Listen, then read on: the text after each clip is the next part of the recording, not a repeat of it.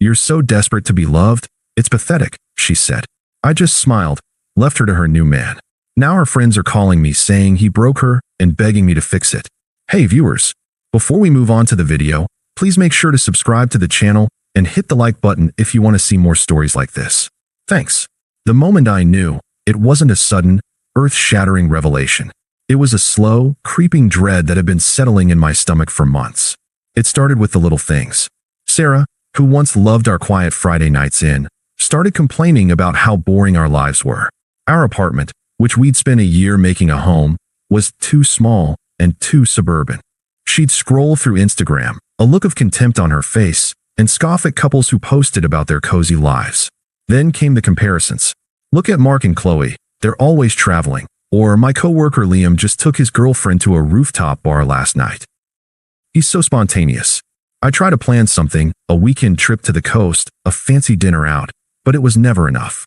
It was always a pale imitation of the exciting lives she saw online or heard about from her new friends. I was blindsided. I'd given her everything. When her dad got sick, I drove her to the hospital every day for a month. I worked overtime to surprise her with a trip to her favorite city. I supported her when she wanted to quit her job to try freelance photography, even though it meant I had to cover most of our expenses. I wasn't just in love with her. I was committed to her happiness. Her contentment was my contentment. But somewhere along the way, she stopped seeing that as a virtue and started seeing it as a flaw. The red flags started waving violently the day I found the text. We were in our bedroom, and she had just stepped out to grab a glass of water, leaving her phone on the bed. A notification popped up from a contact named Liam. I never would have looked, but the first line of the message was impossible to ignore. Can't wait to get away from him this weekend. Are we on for the cabin? My heart felt like it had been punched out of my chest. I picked up her phone, my hands shaking. I scrolled up and saw it all. The flirtatious jokes, the late-night conversations about her boring life, and her predictable boyfriend. She was planning a trip with this guy she'd met at a work event a few weeks ago, the same Liam she'd been talking about endlessly. When she came back into the room, I just held the phone out to her. I couldn't speak. The look on her face wasn't one of panic or remorse. It was annoyance. She snatched the phone back, her jaw tight. What were you doing looking at my phone? She demanded. That's a complete invasion of my privacy, Alex. My voice came out as a whisper. The text, Sarah. Away from him. Who is Liam? She sighed, a dramatic, eye-rolling motion that was so familiar it felt like a physical blow. She sat on the edge of the bed and looked at me, not with shame, but with condescension. Okay, so you saw it. What do you want me to say? She said, as if I were a child asking a difficult question. He's a man I met. He's interesting and exciting. He takes chances. He's also a man you're cheating on me with, I said, my voice rising slightly. How could you do this? I'm not cheating, she scoffed, using air quotes. I'm exploring my options. I just stared at her, dumbfounded. Sarah, you're going away with another man. We've been together for 3 years. Yeah, and you think I don't need more? You think this is all there is? Her tone became sharper, colder. Honestly, Alex, you're just too easy, too available. You're the kind of man a woman settles for when she gives up on her dreams. My throat tightened. I felt like I was going to be sick. But I love you, I said, the words tasting like ash in my mouth. She let out a short, hollow laugh. That's the thing, isn't it? Your love is so desperate. You're so desperate to be loved, it's pathetic. I need a man who keeps me on my toes, who challenges me. Not someone who just gives me everything I want. The smug smirk on her face was the final knife twist. My anger, my hurt, all of it just evaporated. It was replaced by a profound, chilling sense of clarity. I wasn't angry. I was just sad. Sad for her. Sad for the person she had become. I didn't say another word. I just looked at her, and a small, sad smile touched my lips. It wasn't a smile of resignation, it was one of release. I saw the person I thought I knew for what she truly was. Cruel, ungrateful, and fundamentally broken. I nodded once, a single, quiet motion, and then I turned around, walked out of the room, and began to pack my bags. I left. I didn't yell. I didn't throw things or demand an apology. I just packed a bag with the essentials, a week's worth of clothes, my laptop, my toothbrush, and the box of old Polaroids from our first year together that I wasn't ready to let go of. The silence was the real killer. I walked past Sarah in the living room, who was sitting on the couch, pretending to be on her phone, and she didn't say a word. I didn't either. I just put on my shoes, grabbed my car keys, and walked out the door. The sound of it closing behind me was the only closure I got. For the first few days, the silence was deafening. I stayed at my buddy Mark's place.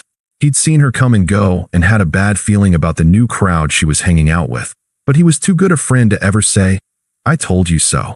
We mostly just watched movies and he'd bring me a beer and just sit in silence. That was all I needed. My phone blew up with a couple of text messages from Sarah. The first was just a few hours after I left, acting as if I had overreacted. "Look, I'm sorry you're upset. Can we talk about this like adults?" I didn't respond. The next day, she texted again. "Where are you? Your stuff is still here." I felt nothing. No anger, no sadness. Just a numbness that was more frightening than any rage could ever be. I muted her and put my phone away. My life became quiet. I went to work, came home, and started running again for the first time in 2 years. I'd forgotten how much I loved the feeling of my legs burning and my mind clearing. I deleted my social media for a week, then reactivated it and unfollowed everyone who was a mutual friend of ours, so I didn't have to see a single trace of her. I wasn't doing this to get back at her. I was doing it for me. I needed to build a wall around my life and protect my peace. That numbness slowly started to wear off, replaced by a quiet, steady resolve. I wasn't desperate for her love. I was desperate for the life I thought we were building. But she didn't want it. She wanted chaos. She wanted a chase. And I, in my blind loyalty, had denied her the chance to be unhappy, which was what she truly craved. That's why my love felt pathetic to her. It was too stable, too safe. My calm, consistent presence was a mirror she couldn't stand to look at. About a month later, the quiet started to break. I was having lunch with my friend Mark when he cleared his throat and said, "Hey, I don't want to bring this up, but I ran into Sarah's friend, Chloe, at a bar the other night." I just nodded, taking a bite of my burger. "She's not doing great," he continued. Apparently, Sarah had been living it up with Liam. She was posting pictures of expensive dinners, lavish trips, and parties. The life she'd always wanted. But behind the scenes, according to Chloe, it was a mess. Liam wasn't just a free spirit. He was a narcissist. He was charming one minute and cold the next. He would disappear for days without calling and then show up with a flimsy excuse. He constantly belittled her, and not in the playfully mean way she seemed to like, but with a real, cutting cruelty. He told her she was too emotional and needy.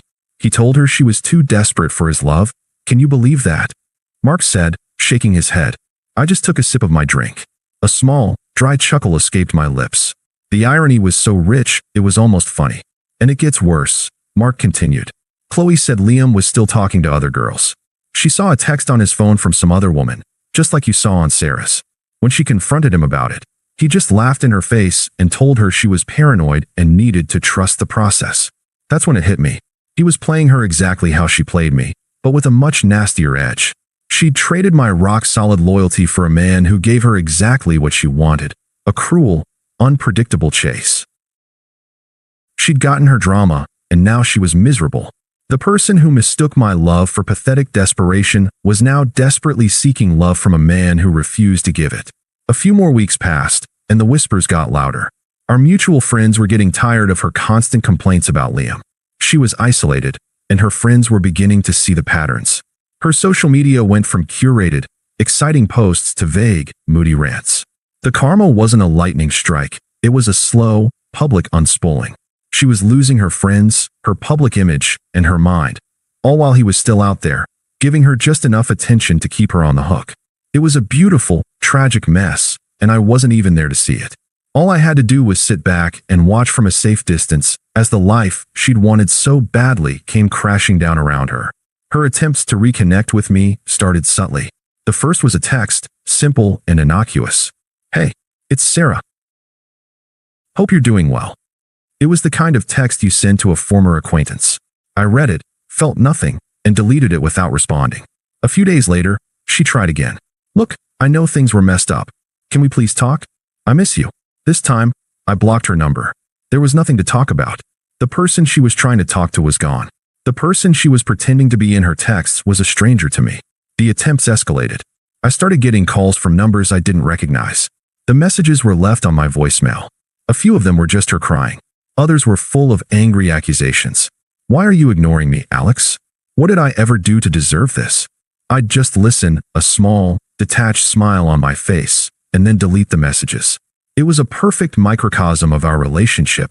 She created the problem, and I was supposed to fix it, even after she had already moved on. Then her friends got involved. I got a text from Chloe, one of the friends she'd been hanging out with. Alex, this is Chloe. Sarah is in a really bad place right now. She's been so depressed ever since things ended with Liam. She said she made a huge mistake and she really needs you.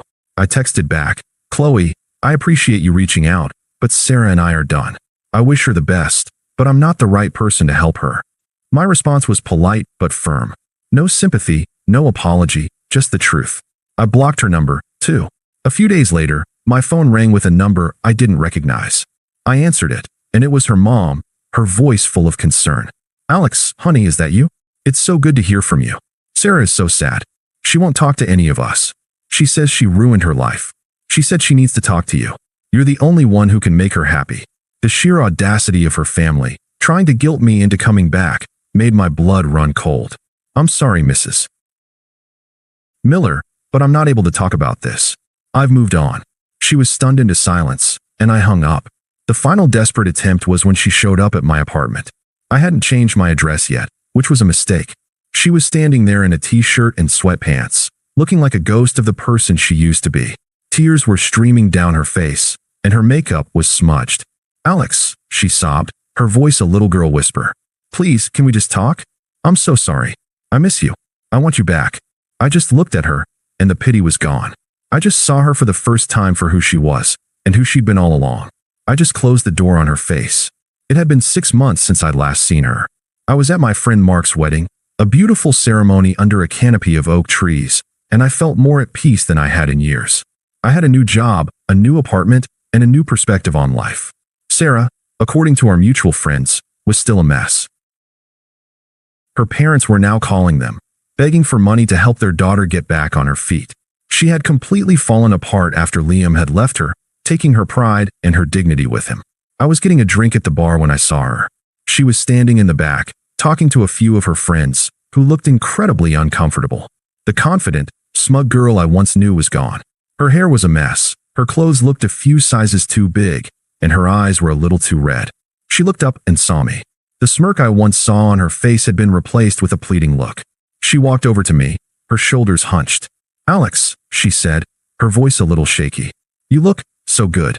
You look so happy. I nodded but said nothing. I just wanted to say, I'm so sorry. I was wrong. I was so wrong. I was an idiot. Liam was a monster. He was so abusive. I've been so lost. My life is a mess. She paused, waiting for a hug, a sympathetic word, an apology.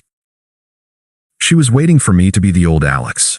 You told me you needed a man who kept you on your toes, I said, my voice calm, flat, and professional. It sounds like you found what you were looking for. And when you told me you were done with a man who was desperate to be loved, I realized that I wasn't just desperate. I was committed. You mistook my loyalty for neediness, and I'm glad you did. It set me free. And I was so happy I didn't stay with a person who didn't understand the difference. I took a sip of my drink, my eyes meeting hers. She looked at me, her eyes filling with tears. I miss you, she said, her voice a whisper. I miss us. You don't miss me, Sarah, I said, a small, knowing smile on my face. You miss what you thought I was, a placeholder until you found something better.